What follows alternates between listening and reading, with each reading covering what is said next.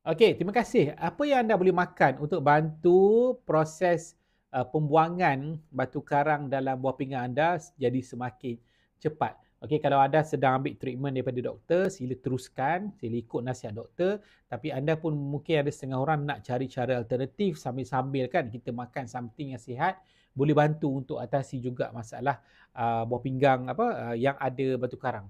Jadi kalau anda first time, boleh komen saya dah subscribe dan kliklah butang subscribe. Baik, saya nak share satu testimoni menarik daripada Cik Hazama.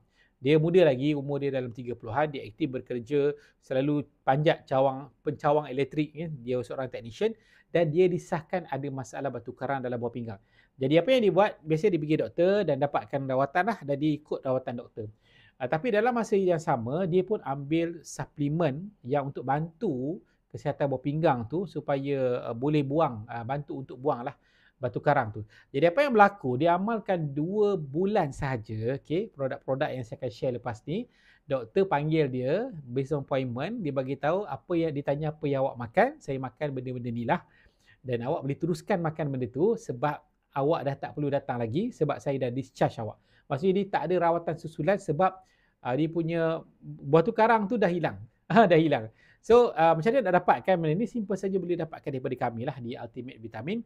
Nombor berada di link di bawah bahagian description dan boleh tengok dekat ada link dekat bahagian bio saya. Okey, apa yang kita bagi ya? Apa yang kita bagi? Yang pertama kita bagi polyphenol. Polyphenol blend dibantu untuk combat ataupun memerangi benda-benda yang abnormal dalam tubuh. Okay? So dibantu untuk menaikkan metabolisme, dibantu untuk betulkan balik sel-sel yang rosak dan juga sel-sel yang tidak normal. Okay, yang polyphenol ni bantu untuk area anti radang. So, untuk anda yang ada batu karang tapi rasa sakit, dia sangat membantu lah. Okay, yang kedua ialah B-complex. B-complex ni dibantulah untuk bakar asid urik kan, bakar lemak kan. Dia bantu untuk bakar benda tu, tukar benda tu jadi tenaga. Jadi dia macam bantulah untuk proses mencairkan. Dan dia adalah vitamin B yang memang sangat membantu untuk kelancaran, lancarkan salur darah. Okay, yang ketiga ialah alfalfa. Alfalfa ni bantu untuk lawas kencing. Kadang-kadang sebab dia ada juga boleh turun dan boleh keluar melalui air kencing kan. Dan dia adalah agent detox yang bagus lah. Agent detox yang bagus untuk lawas kencing ataupun pembuangan najis juga.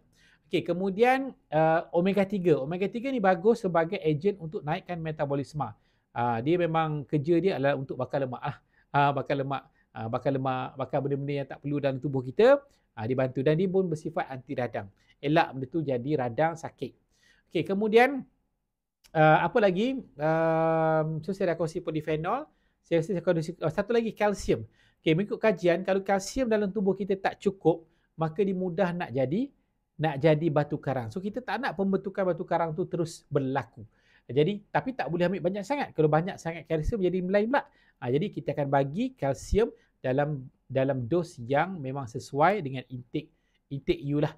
Okay, so macam mana nak dapatkan semua ni ataupun nak dapatkan sebahagian, nak pilih tak tahu mana yang sesuai dengan anda, boleh hubungi kami di Ultimate Vitamin di 019 394 9873 melalui WhatsApp ataupun kontak link yang disediakan di bawah. Terima kasih sebab luangkan masa.